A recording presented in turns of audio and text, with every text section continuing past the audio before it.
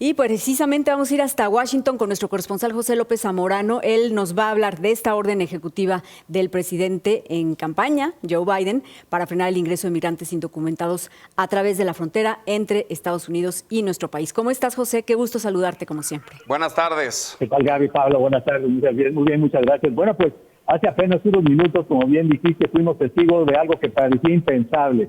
El presidente Joe Biden se convirtió en una especie de versión light de Donald Trump y sacó varias políticas de su libro de jugadas de hace varios años y básicamente anunció lo que tú dijiste, Gaby, que se va a cerrar parcialmente la frontera para cualquier inmigrante indocumentado que busque asilo político entre los cruces, entre los puntos de entrada legítimos de la frontera, cuando la cifra de personas llegue a 2.500 al día. Como referencia, la semana pasada en un solo día llegaron 3.500 personas.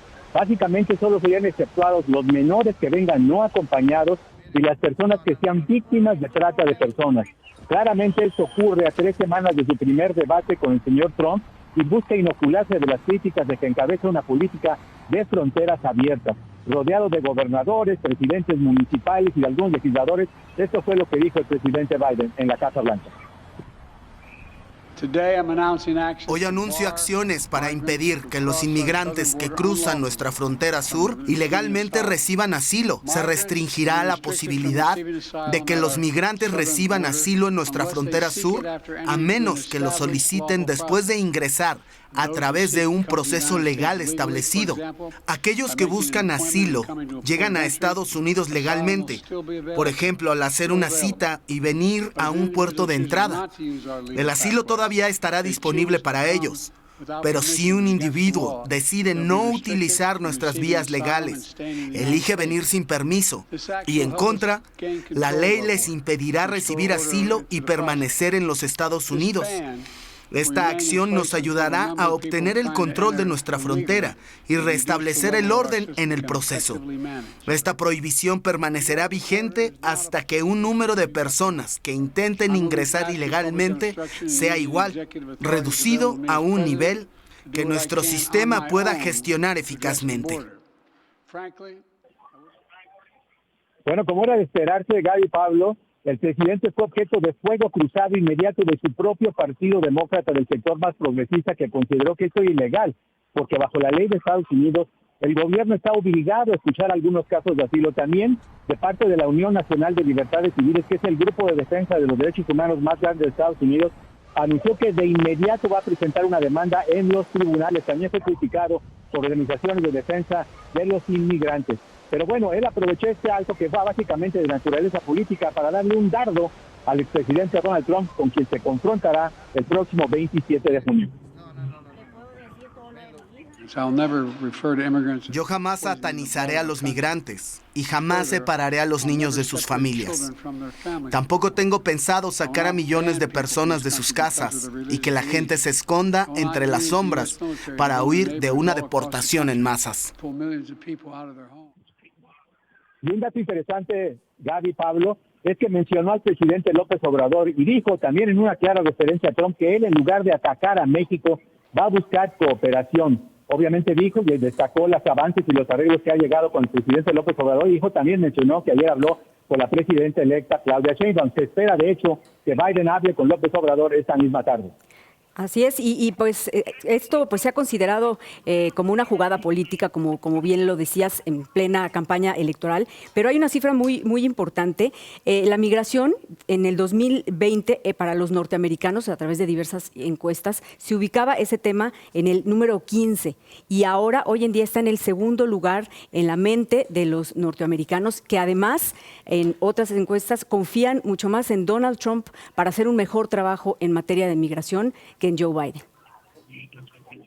En efecto, Gaby, él sabe que es una de sus principales vulnerabilidades en esta recta final hacia las elecciones del 5 de noviembre. De hecho, 46% de los latinos ahora apoyan a Trump y solo 40% a Biden. Esto puede ser decisivo en 2 estados que son considerados claves campos de batalla, que son Arizona y Nevada. Es una de las razones por las cuales se acercó a los presidentes municipales de varias localidades fronterizas, porque busca aumentar esos números.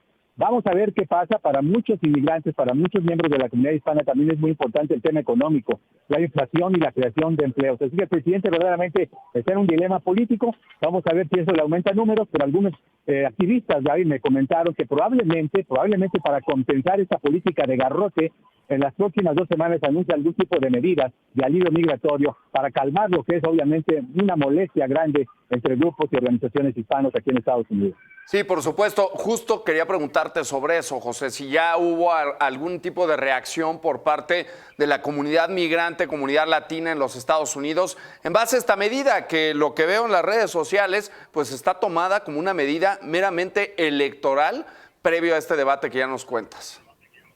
Totalmente, Pablo. De hecho, conversé hace unos minutos con Héctor Sánchez Barra. Él es un mexicano-americano y líder de la organización Mi Familia Vota, que tiene una organización de movilización de votantes en los 6 estados más importantes del sureste de los Estados Unidos, y me comentó que esa es una medida miope, que el presidente Biden no ha tomado las medidas que se requieren para una solución de largo plazo, y evidentemente esta molestia se ha incrementado y se ha expandido a los grupos de defensa de los derechos civiles que están preparando esta demanda. Así que probablemente no hemos escuchado lo último. Hay que recordar que cuando el presidente Trump recurrió a esta misma ley 212F para su famoso travel ban, la prohibición de viajes, fue impugnado en los tribunales y eventualmente fue desechado por las Cortes de Estados Unidos. Ya veremos si le beneficia o le perjudica, ¿no? A largo plazo también, José.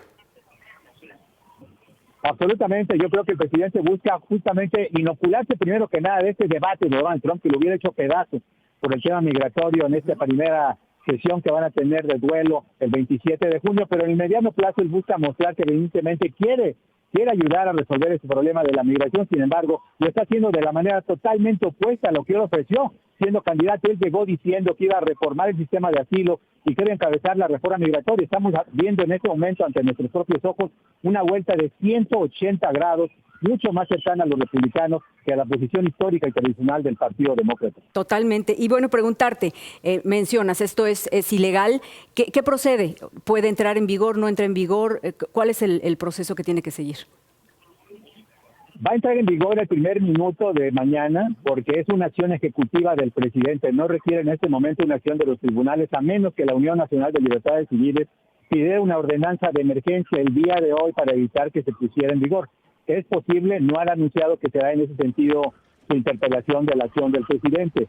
De lo contrario, eso tendrá que procesarse por una corte y eventualmente, si la corte considera que se está en violación de la ley local, nacional, federal de asilo, que dice que hay que darle una audiencia a una persona que viene escapando de sus países de origen, evidentemente esto sería bloqueado de manera inmediata por los tribunales. Por lo pronto, todo parece indicar que a partir del primer minuto de mañana será implementada y vamos a ver cuáles serán las consecuencias políticas y personales para el presidente Biden. Justo eso, José, nada más rápidamente, ¿no se te hace tú, en base a tu análisis y percepción, como una medida muy improvisada?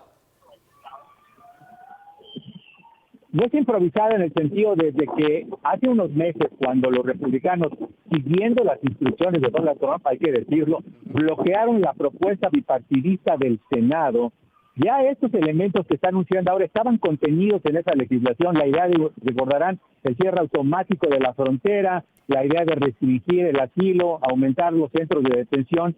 Él lo que busca hacer es mostrar como si fuera una política más humanitaria, porque hay que recordar que hace algunas semanas Trump anunció que de llegar a la Casa Blanca va a llevar a cabo campos de concentración de inmigrantes y va a utilizar a las Fuerzas Armadas de Estados Unidos para detener a migrantes y encabezar la más grande operación de deportaciones de la historia del país.